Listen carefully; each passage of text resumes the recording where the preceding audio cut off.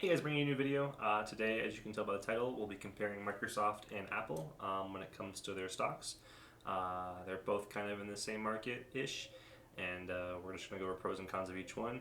I've made a Google Doc on both, and then both of them together. So I'll make all of these shareable. I'll put them in the description if you want to check out the document yourself.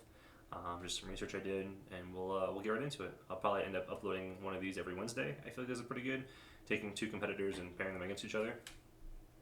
This isn't necessarily what's better, what's worse, but because everyone's going to be different. So it's really I'm just giving you some information. You can form a conclusion off that. But we'll get right into it. I have Microsoft. Start with Microsoft, and I'll go over the pros and cons. So for starters, they're pretty diverse when it comes to what they're putting out. Um, they might not be that big, but they do have their phones, they do have their computers, they do have their software.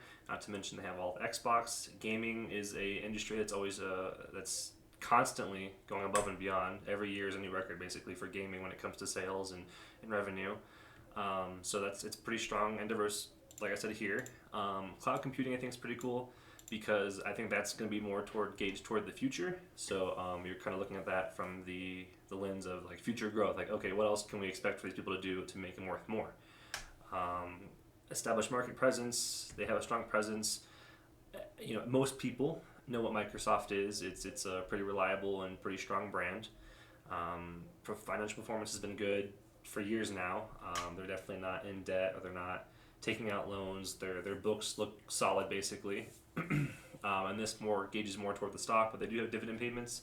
So if you do plan on purchasing it and just holding it, say you're 18, 19, 20, 25, 30, 40, and you want to hold the stock for 20 plus years, you'll be getting that dividend payment, and plus we're expecting it to grow the next 20 years, even if the economy as a whole wants to take a downturn. If you hold on to it long enough, it's going to end up potentially green. And then we'll go over some cons. Market saturation. I didn't mention the personal computers. Computers are more of a growing thing, and I think as AI becomes more accessible to people and easier to get their hands on, I think there'll probably be more AI-based operating systems, which obviously when it comes to operating system, Microsoft kind of leads that front. And just in general, when it comes to computers, you have all kinds of people making computers, building computers, so it's definitely not a total weak point, but it is something to note. They do have like I said, different companies are competing against them. So if Google comes out with something crazy, right, and wants to compete against them, that they could. That's kind of speculation though. But if Google invents something and it just completely runs the market, then Microsoft's going to lose out on that when they could be doing that instead. I put this in here, regulatory risk. That comes with anything. Tomorrow we could wake up and Bill Gates could have done the just craziest thing, and I could just tank their stock. You know what I mean? I don't want to like make fake accusations, but like something could happen to where like something, God forbid, one of their factories, something happens in there, and it just could be anything. So really, you can't account for these risks really, but they are always there. And then they do have a pretty strong dependency on Windows and Office. So like I mentioned earlier, if they do have that new AI operating system or AI software that kind of just storms the market. Again, this is just speculation. I don't know if there's anything in the works or anything like that, but that could hurt them a lot. But those are both pros and cons. And then moving on to Apple, they're going to share kind of the same pros and cons, but as we get more into it, you can kind of see the differences. They do have a strong brand loyalty. I have an iPhone. I've had an iPhone for years. I get the whole, oh, Android can do this, and that, and other thing, but I think it does come down to brand loyalty. It's like why I normally have iPhones. I buy Xbox, stuff like that. I like my brands. I like my things the way they are, and I'm sure millions of other people feel the same way. So you have that going for Apple. Product innovation, they are pretty good at that.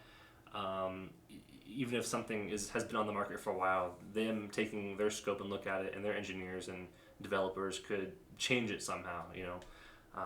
They're awesome at that. They do have lots of different services revenue.